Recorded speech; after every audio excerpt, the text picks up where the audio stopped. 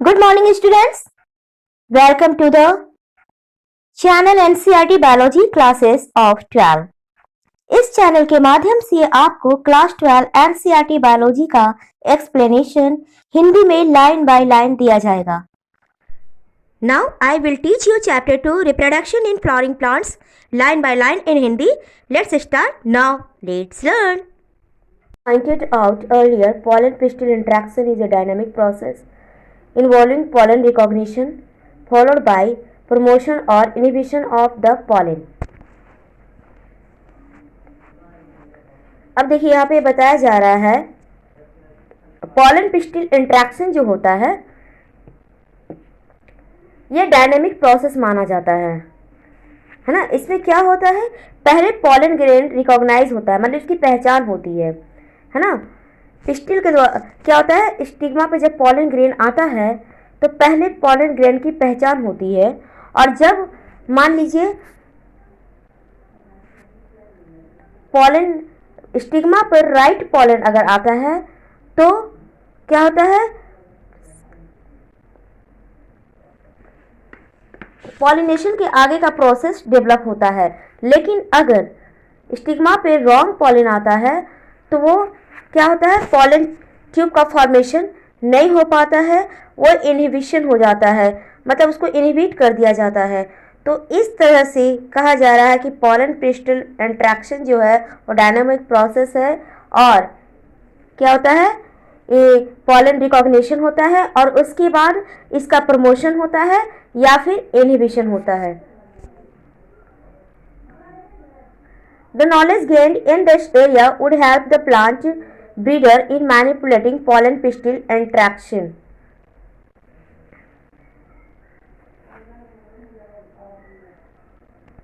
जो plant breeder होते हैं वो अगर इसकी जानकारी रखते हैं, ठीक है, तो क्या होता है, पॉलन पिस्टिल इंटरेक्शन की अगर जानकारी रखते हैं तो incompatible even in incompatible pollination to get desired hybrid से, इनकम्पैटिबल पॉलिनेशन में भी डिजायर्ड हाइब्रिड को डेवलप कर सकते हैं.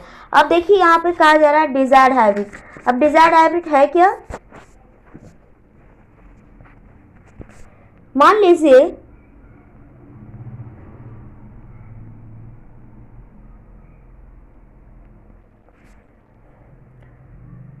यहाँ पर एक प्लांट है, ठीक है, इसमें गुड फ्लावरिंग कैपेसिटी है, मतलब ये फ्लावर बहुत अच्छा देता है,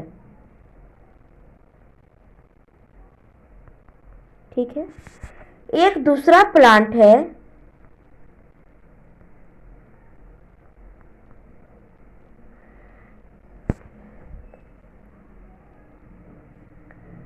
जिसमें बहुत अच्छी डिजीज रेजिस्टेंस कैपेसिटी है, डिजीज रेजिस्टेंस कैपेसिटी है, मतलब इसमें ज़्यादा डिजीज नहीं लगेंगे, डिजीज से इसमें लड़ने की एक क्षमता है, ठीक है. तो इस कंडीशन में क्या होता है, जो पॉलन पिस्टिल इंटरेक्शन के बारे में जानेंगे, है ना, तो ये क्या होगा, इस फ्लावर से पॉलन ग्रेन, है ना, इस फ्लावर के एंथर से पॉलन ग्रेन कहाँ पर ट्रांसफर कर दिया जाएगा, इस फीमेल फ्लावर के स्टिग्मा पे, ठीक है. और इससे जब बीज डेवलप होगा तो उस बीज में दोनों कैपेसिटी होंगे, यानी कि गुड फ्लावरिंग कैपेसिटी भी होगा और डिजीज रेजिस्टेंस कैपेसिटी भी होगा. तो इसी को बोलते हैं डिजायर्ड हाइब्रिड्स. इसमें दोनों क्वालिटी आ जाएंगे, है ना, बेस्ट फ्लावरिंग कैपेसिटी भी होगा और बेस्ट डिजीज रेजिस्टेंस कैपेसिटी भी होगा. इसलिए जो इस प्लांट से, इन दोनों प्लांट से जो नए बीज तैयार होंगे उनमें दोनों तरह के कैरेक्टर्स आ जाएंगे और बहुत अच्छी कैपेबिलिटी आ जाएगी प्लांट्स के बीजों में. और जब ये डेवलप होगा तो इसमें दोनों तरह के कैरेक्टर्स होंगे, गुड फ्लावरिंग कैपेसिटी भी होगी और डिजीज रेजिस्टेंस कैपेसिटी भी होगी. Okay, you can easily study pollen germination by dusting some pollen from flowers such as pea, chickpea,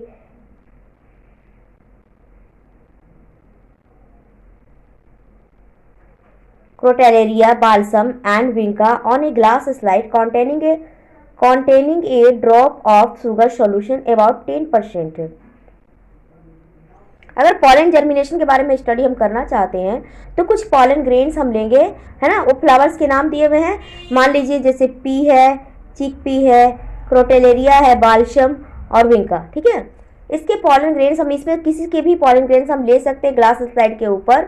और क्या होगा, कुछ क्या लेंगे, a drop of sugar solution, sugar solution की ड्रॉप लेंगे, है ना। अबाउट 10% बना हुआ होगा, उसका हम यूज़ करेंगे। और इसके बाद क्या करेंगे, है ना, ये काम हमें करना है ग्लास स्लाइड के ऊपर। Okay,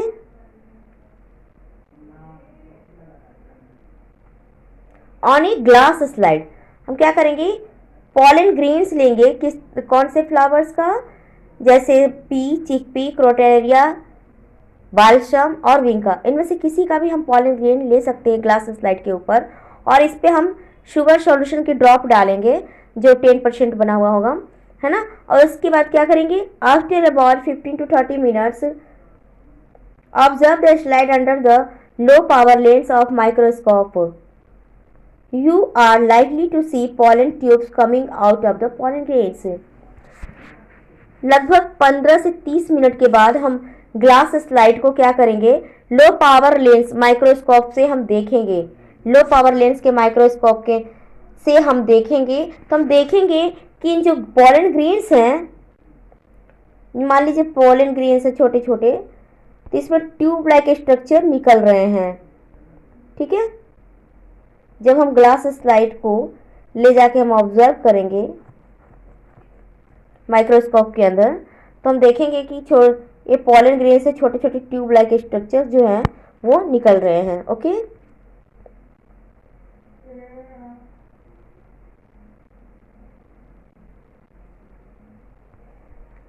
as you shall learn in chapter on plant breeding, chapter 9, plant breeding के बारे में चैप्टर 9 में पढ़ना है। ये breeder is interested in crossing different species and often genera to combine desirable characters to produce commercially superior varieties. इसमें कहा जा रहा है ब्रीडर जो होते हैं वो क्रॉसिंग करवाते हैं डिफरेंट स्पीसीज से,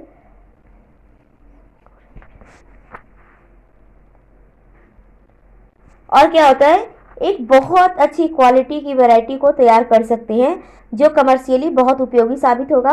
और इस वैरायटी को कहते हैं सुपेरियर वेराइटीज।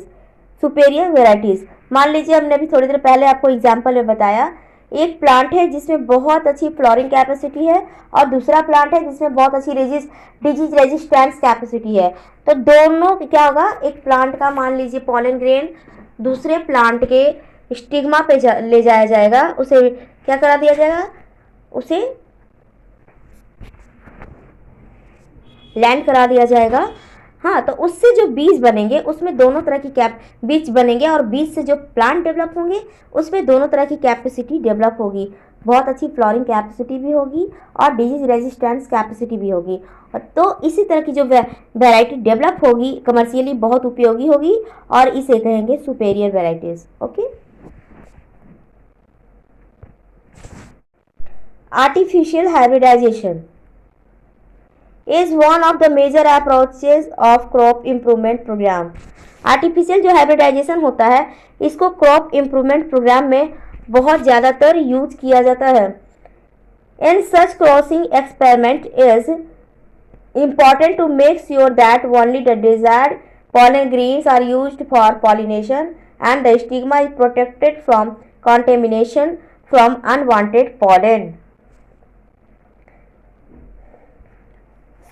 इसमें कहा जा रहा है कि आर्टिफिशियल जो हाइब्रिडाइजेशन होता है इसमें क्या किया जाता है, क्रॉसिंग एक्सपेरिमेंट किया जाता है। किस लिए, डिजायरेबल जो कह सकते हो कि बहुत हमारे लिए उपयोगी है, जो अच्छे गुण वाले पॉलन ग्रेन्स हैं, है ना, उसको यूज किया जाएगा, स्टिग्मा पे उसको लैंड करवाया जाएगा और ये कॉन्टेमिनेटेड ना हो पाए, मतलब कोई भी अनवांटेड पॉलन ग्रेन के कांटेक्ट में ना आ पाए, है ना। उससे डेवलपमेंट जो होगा तो बहुत अच्छे प्लांट के डेवलपमेंट्स हो सकते हैं, बहुत अच्छे वैरायटी के प्लांट हमें मिल सकते हैं। This is achieved by emasculation and bagging techniques. ये जो प्रोसेस होता है वो 2 प्रोसेस के द्वारा पूरा किया जाता है। पहला इमेस्कुलेशन, दूसरा है bagging techniques.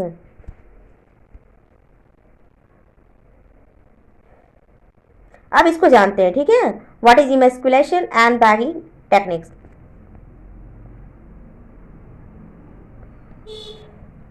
In the female plant bears bisexual flowers. Removal of anthers from the flower bud before the anther dies using a pair of forceps is necessary.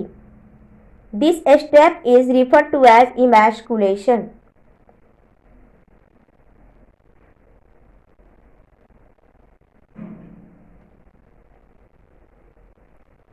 इसलिए कहा जा रहा है कि मान लीजिए फीमेल पेरेंट है, फीमेल प्लांट है, वो उसमें मान लो बाइसेक्सुअल फ्लावर है, यानी मेल और फीमेल दोनों फ्लावर्स हैं।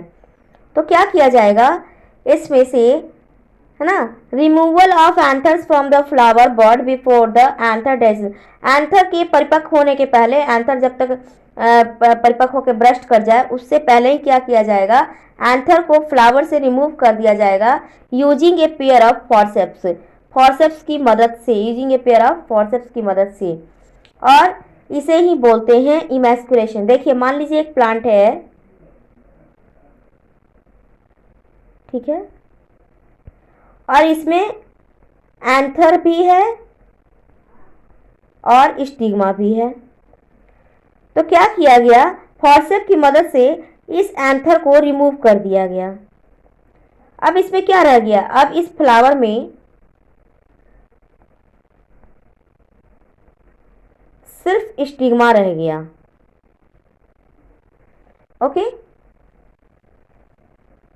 एंथर को डेसेंट होने के पहले, परिपक्व होने के पहले, और वो ब्रस्ट कर जाए, है ना, उसका पॉलन ग्रेन निकल कर रिलीज हो जाए, स्टिग्मा पे आ जाए, उससे पहले ही उसे फॉरसेप की मदद से कट करके हटा दिया गया।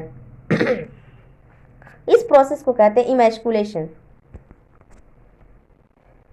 Birds have to be covered with a bag of suitable size, generally made up of butter paper, to prevent contamination of its stigma with unwanted pollen.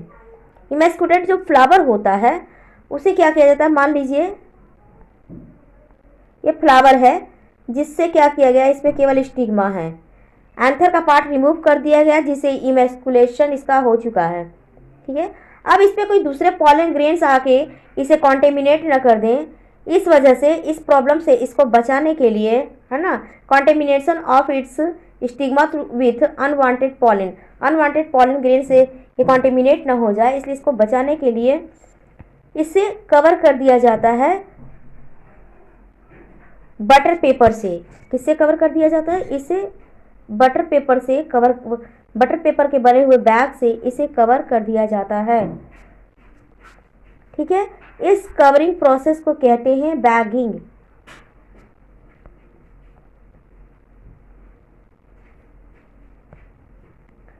When the stigma is bagged, flower attains receptivity. Mature pollen grains collected from anthers of the male parent are dusted on the stigma, and the flowers are rebagged and the fruits allowed to develop. Stigma जब bag flower से क्या कर दिया जाता है, cover कर दिया जाता है, उसके बाद क्या होता है, फ्लावर जब रिसेप्टिविटी अटेंड कर लेता है तो मैच्योर पॉलन ग्रेन्स कलेक्टेड किया जाता है एंथर से, है ना, मेल पेरेंट्स जो होता है उससे कलेक्टेड किया जाता है और उसको स्टिग्मा के ऊपर लैंड करा दिया जाता है, और फिर से उसे बैग से कवर कर दिया जाता है, जिसे बोलते हैं रीबैग्ड, और फिर उसे छोड़ दिया जाता है फ्रूट्स के डेवलपमेंट के लिए, ठीक है, and the fruits allowed to develop. Okay,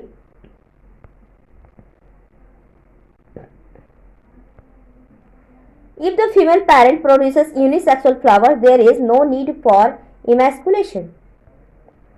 अगर फीमेल पेरेंट जो होते हैं वो केवल यूनिसेक्सुअल फ्लावर्स करने का मतलब कि उसमें केवल एक ही पार्ट होगा, या तो मेल फ्लावर होगा या फिर फीमेल फ्लावर होगा। तो जब ऐसा कंडीशन होगा तो सिर्फ मान लीजिए उसमें एक फ्लावर है, इसमें केवल स्टिग्मा है, ठीक है, तो इसमें, है ना, इसमें इमैस्कुलेशन की कोई ज़रूरत ही नहीं पड़ेगी, है ना। केवल इसमें अगर मान लीजिए फीमेल फ्लावर तो कोई इसकी ज़रूरत नहीं पड़ेगी कि क्या है, मेल फ्लावर तो इसमें है ही नहीं कि मैस्कुलेशन की आवश्यकता पड़े, उसका आंथर को हटाना पड़े। तो female flower buds are bagged before the flowers open. Flowers के ओपन होने से पहले क्या किया जाता है, बैग कर दिया, उसको कवर कर दिया जाता है, जैसे बताया गया था बटर पेपर से बने हुए बैग से कवर कर दिया जाता है। When the stigma becomes receptive, pollination is carried out using the desired pollen and the flower rebagged। ठीक है, जब स्टिग्मा रिसेप्टिव हो जाता है, वो पॉलन अटेंड करने के लायक हो जाता है, तो क्या किया जाता है, पॉलन ग्रेन्स को उसके ऊपर लैंड करा दिया जाता है ना, डिजायर्ड पॉलन ग्रेन्स को लैंड करा दिया जाता है। उसके बाद फिर से उसे बैग से कवर कर दिया जाता है, इसे बोलते हैं flower rebagged. Okay, double fertilization. After entering one of the synergids, the pollen tube releases the two male gametes into the cytoplasm of the synergid। Double fertilisation की हम अगर बात करते हैं तो जब पॉलन ट्यूब साइनरजीड में इंटर करता है तो क्या रिलीज करता है, दो मेल गैमेट रिलीज करता है साइनरजीड के साइटोप्लाज्म में। One of the male gametes moves towards the egg cell and fuses with its nucleus, thus completing the synegamy। एक इसका मेल गैमेट जो होता है वो एक सेल की तरफ मूव करता है, उसके साथ फ्यूज करता है ना, इसके न्यूक्लियस के साथ फ्यूज करता है और साइनगैमी कंप्लीट करता है। तो जब मेल गैमेट एक सेल के साथ फ्यूज करेगा तो उस प्रोसेस को कहेंगे साइनगैमी। साइनगैमी की वजह से क्या होगा, this result in the formation of a diploid cell the zygote, है ना। जब साइनगैमी होगा तो इसकी वजह से डिप्लॉयड सेल का फॉर्मेशन होगा जिसे कहेंगे जाइगोट। आइए इसे फिगर के द्वारा समझते हैं।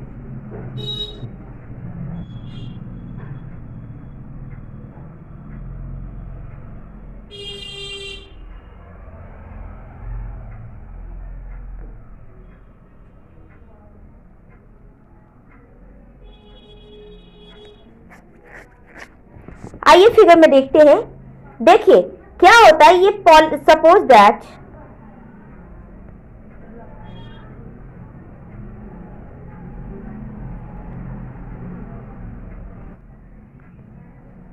देखिए यहां से क्या हो रहा है, पॉलन ट्यूब एंट्री ले रहा है और इसमें pollen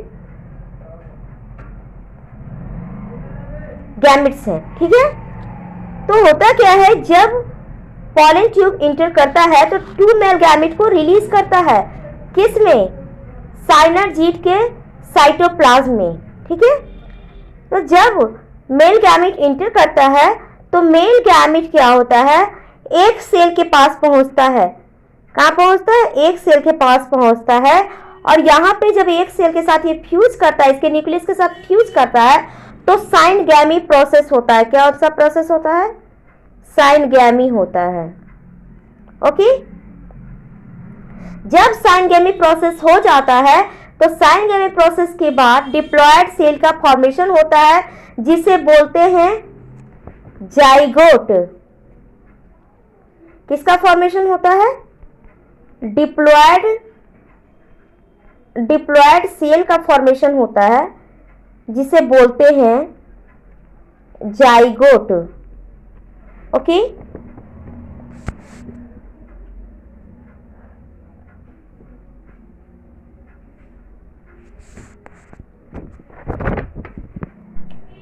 the other male gamete moves towards the two polar nuclei located in the central cell and fuses with them to produce a triploid primary endosperm nucleus PEN। अब इसमें देखते हैं कि जो एक मेल गैमेट था वो कहाँ पहुंचा, वो एक सेल तक पहुंचा, उसके न्यूक्लियस के साथ फ्यूज किया और फ्यूज किया तो इस प्रोसेस को साइनगैमी कहा गया। फ्यूज करने के बाद एक डिप्लॉयड सेल का फॉर्मेशन किया जिसे जाइगोट कहा जाता है। ठीक है, अब दूसरा जो उसमें मेल गैमेट रहेगा वो कहाँ मूव करके पहुंचेगा, वो पहुंचेगा जो दो पोलर न्यूक्लियाई होते हैं वहां पहुंचेगा, सेंट्रल सेल में जो दो पोलर न्यूक्लियाई होते हैं वहां पहुंचेगा, फ्यूज करेगा और ट्रिप्लॉइड प्राइमरी एंडोस्पर्म न्यूक्लियस का फॉर्मेशन करेगा, है ना। और इसे शॉर्ट फॉर्म में बोलेंगे PEN, प्राइमरी एंडोस्पर्म न्यूक्लियस का शॉर्ट फॉर्म है PEN। ओके, आइए अब इसे फिगर में देखते हैं।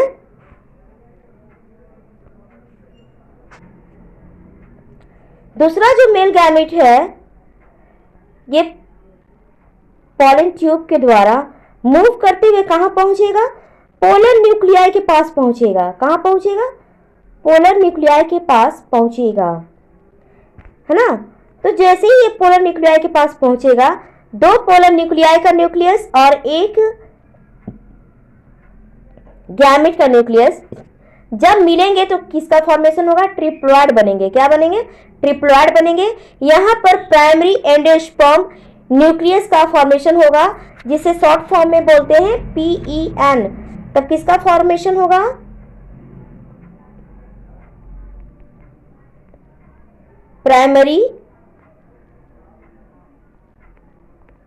प्राइमरी एंडोस्पर्म न्यूक्लियस का फॉर्मेशन होगा जिसे शॉर्ट फॉर्म में बोलेंगे PEN। Okay, as this involves the fusion of 3 haploid nuclei, it is termed as triple fusion। देखिए यहाँ पे ये बता रहा है कि जब यहाँ पे फ्यूजन होता है तो इसका नाम दिया गया है ट्रिपल फ्यूजन। अब ट्रिपल फ्यूजन क्यों नाम दिया गया है, जो पोलर न्यूक्लियाई थे वो भी तो क्या हुए, वो भी हैप्लॉइड थे। तो दो पोलर न्यूक्लियाई मिले और एक गैमेट जो था वो भी हैप्लॉइड था। तो जब तीनों हैप्लॉइड न्यूक्लियस मिले तो क्या हुआ, ट्रिपल फ्यूजन हुआ। और इसे ही 3 हैप्लॉइड न्यूक्लियस जब फ्यूज आपस में किए तो किसका फॉर्मेशन हुआ, ट्रिपल। तो क्या हुआ, ट्रिपल फ्यूजन हुआ। देखिए यहाँ पर दो पोलर न्यूक्लियाई के न्यूक्लियस और एक गैमेट का न्यूक्लियस जब मिलेंगे, है ना, क्योंकि पोलर न्यूक्लियाई के जो न्यूक्लियस थे वो भी हैप्लॉइड थे और जो गैमेट का न्यूक्लियस था वो भी हैप्लॉइड था। तो जब ये तीनों गैमेट के न्यूक्लियस आपस में जब मिलते हैं तो होता है triple fusion.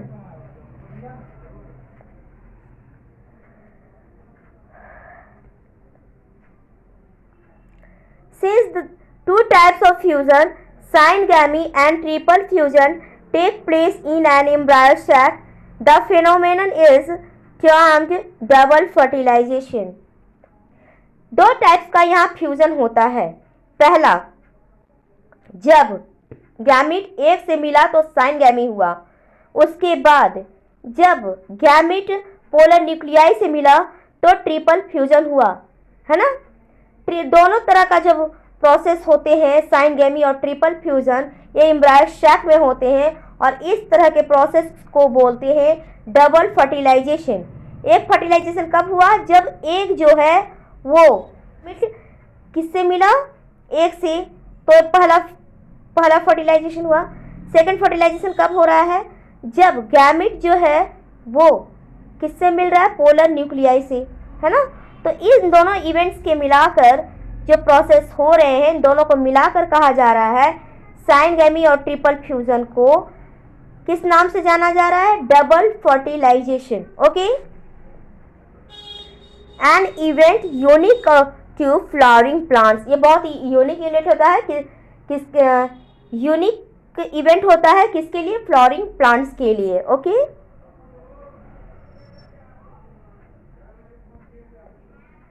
The central cell after triple fusion becomes the primary endosperm cell। Central cell जो होते हैं ट्रिपल फ्यूजन के बाद प्राइमरी एंडोस्पर्म सेल के रूप में बदल जा रहा है।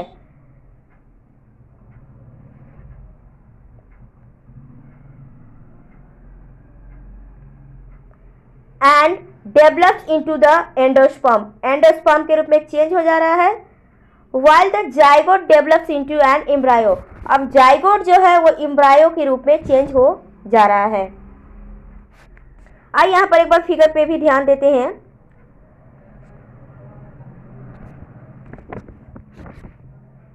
क्या हुआ, जब मेल गैमीट एग सेल से मिला तो डिप्लॉयड सेल का फॉर्मेशन हुआ, है ना।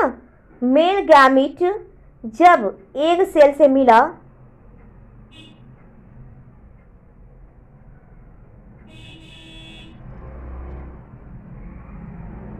मेल गैमेट जब एक सेल से मिला तो किसका फॉर्मेशन हुआ, डिप्लॉयड सेल का फॉर्मेशन हुआ।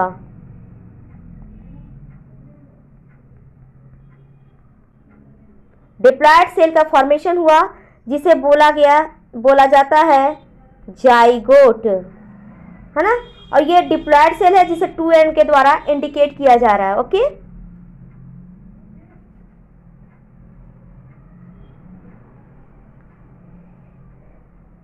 अब जो सेंट्रल सेल है, ये पूरा पार्ट कहलाता है सेंट्रल सेल। सेंट्रल जो सेल है वो ट्रिपल फ्यूजन के बाद प्राइमरी एंडोस्पर्म सेल पीईसी के रूप में चेंज हो जा रहा है। ओके,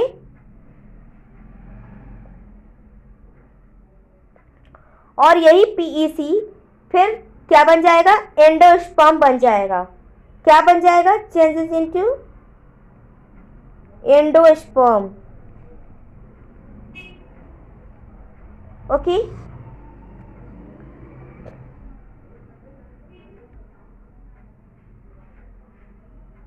अब क्या होता है, मेल गैमीट जब पोलर न्यूक्लियाई से मिलता है ना, तो क्या होता है, फ्यूज करके ट्रिप्लॉइड का फॉर्मेशन करता है जिसे कहा जाएगा प्राइमरी एंडोस्पर्म न्यूक्लियस। क्या बोला जाएगा, primary, this is primary endosperm nucleus, जो है क्या है, ट्रिप्लॉइड है। 3n के द्वारा इसे इंडिकेट किया जा रहा है। ठीक है, तो इसका फॉर्मेशन होगा प्राइमरी एंडोस्पर्म न्यूक्लियस का। Okay,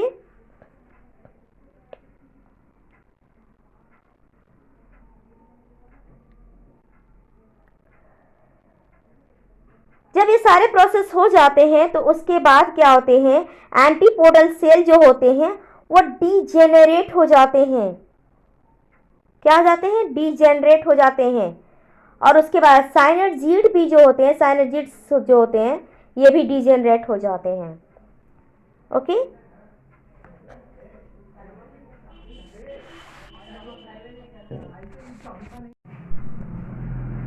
now post fertilisation structures and events. Following double fertilisation events of endosperm and embryo development, maturation of ovules into seeds and ovary into fruit are collectively termed post fertilization events। अब अगर हम post fertilisation की बात करें तो क्या होता है,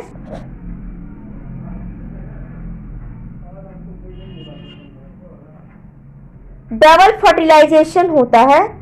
ये तो अभी थोड़ी देर पहले आप लोगों को पहले के क्लासेस में बताया गया है कि क्या होता है, डबल फर्टिलाइजेशन कैसे होता है। ठीक है, तो जो डबल फर्टिलाइजेशन होता है उसके बाद क्या होता है, एंडोस्पर्म और एम्ब्रायो का डेवलपमेंट होता है।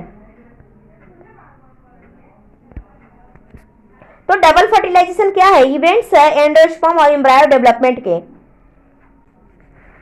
फिर उसके बाद मैचुरेशन ऑफ ओव्यूल, है ना, ओव्यूल का मैचुरेशन होता है और सीड का फॉर्मेशन होता है। ओव्यूल मैच्योर करके सीड का फॉर्मेशन करेगा और ओवरी जो है, ओवरी मैच्योर कर, ओवरी जब मैच्योर होगा तो उससे फ्रूट का फॉर्मेशन होगा। किसका फॉर्मेशन होगा, फ्रूट का फॉर्मेशन होगा। तो इन दोनों प्रोसेस, जैसे ओव्यूल से सीड का बनना और ओवरी से फ्रूट का बनना, इन दोनों प्रोसेस को कहते हैं पोस्ट फर्टिलाइजेशन इवेंट्स। दोनों प्रोसेस कहलाते हैं post fertilisation events. Okay, endosperm development precedes embryo development. कहा जा रहा है कि एंडोस्पर्म जो डेवलपमेंट होता है वो एम्ब्रायो के पहले डेवलप होता है। तो एंडोस्पर्म जो है वो एम्ब्रायो के पहले डेवलप क्यों होता है, एक क्वेश्चन है यहाँ पर। क्योंकि एंडोस्पर्म जो है वो फूड कंटेन करता है, इसमें फूड मटेरियल होता है जो एम्ब्रायो डेवलपमेंट के लिए, है ना, न्यूट्रिशन प्रोवाइड करता है। इसलिए एम्ब्रायो डेवलपमेंट से पहले एंडोस्पर्म का डेवलप होना बहुत ज़रूरी है। अगर एंडोस्पर्म डेवलप नहीं होगा तो एम्ब्रायो को डेवलपमेंट के लिए फूड यानी कि न्यूट्रिशन नहीं मिल पाएगा। The primary endosperm cell divides repeatedly and forms a triploid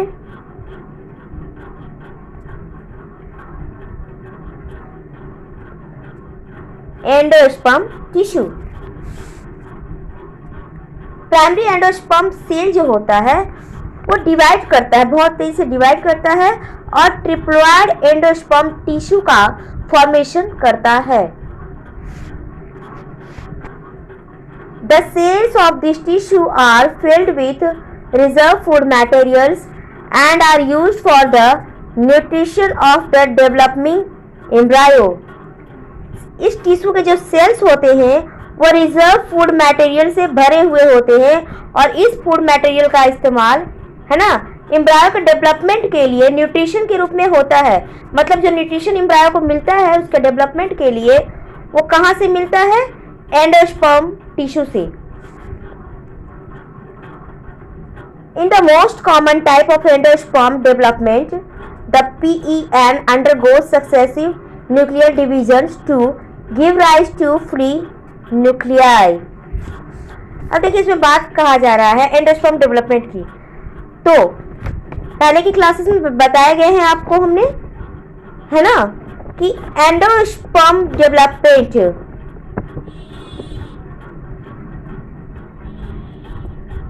सबसे पहले क्या होता है, मेल गैमीट जब पोलर न्यूक्लियाई से मिलता है ना, तो ट्रिप्लॉइड का फॉर्मेशन होता है और प्राइमरी एंडोस्पर्म न्यूक्लियस का फॉर्मेशन होता है जिसे बोलते हैं PEN। क्या बोलते हैं, PEN। इसी PEN से एंडोस्पर्म का डेवलपमेंट होता है ना। तो एंडोस्पर्म में जो होता है या कह सकते हैं PEN अंडरगो सक्सेसिव, इसमें बार बार न्यूक्लियर डिवीजन होता है और बहुत सारे फ्री न्यूक्लियाई का फॉर्मेशन होता है।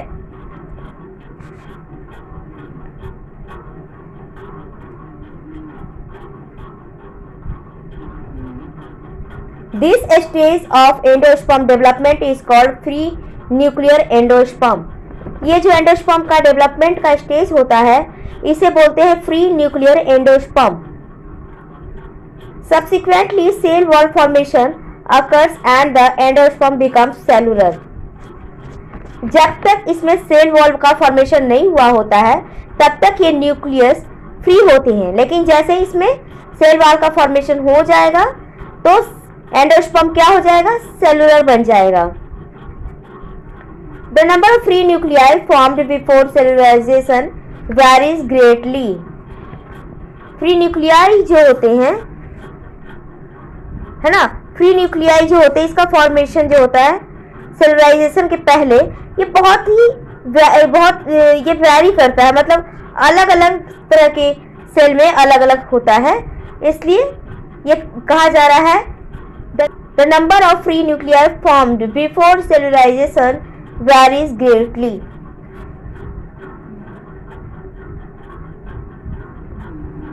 The coconut water from tender coconut that you are familiar with is nothing but free nuclear endosperm made up of thousands of nuclei and the surrounding white kernel is the cellular endosperm। Coconut water जो होता है ना, ये कुछ भी नहीं होता बल्कि फ्री न्यूक्लियर एंडोस्पर्म ही होते हैं जो बहुत सारे न्यूक्लियाई से बने हुए होते हैं और जो उसके चारों तरफ उजले रंग का जो कवर होता है जो हम खाते हैं, है ना, वो व्हाइट कलर का जो होता है उसे कहते हैं सेलुलर एंडोस्पर्म। जो नारियल पानी हम पीते हैं उसके चारों तरफ जो व्हाइट कलर का होता है जिसे हम खाते हैं वो होता है सेलुलर एंडोस्पर्म।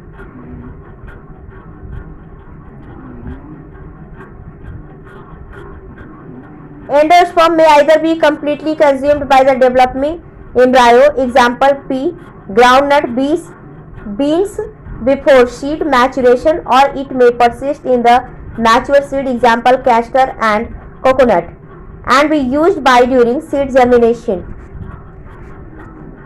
एंडोस्पर्म जो होता है may either be completely consumed भी हो सकता है, कब? जब एम्ब्रायो डेवलप करता है ना, सीड मैचुरेशन के पहले जब एम्ब्रायो डेवलप करता है तो एंडोस्पर्म जो है वो पूरी तरह से एंडोस्पर्म को क्या करता है, एम्ब्रायो खा लेता है।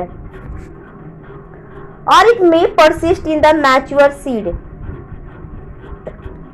कुछ ऐसे भी सीड होते हैं जिसमें ये रह जाता है, एम्ब्रायो पूरी तरह से इसको खा नहीं पाता है, तो इसको जब एम्ब्रायो पूरी तरह से खा नहीं पाता तो सीड जर्मिनेशन में काम आता है।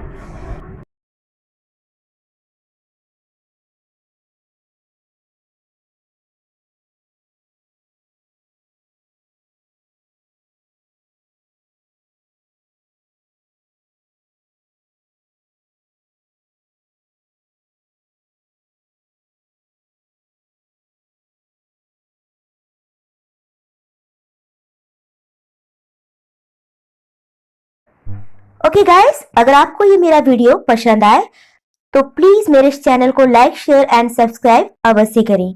Bye bye.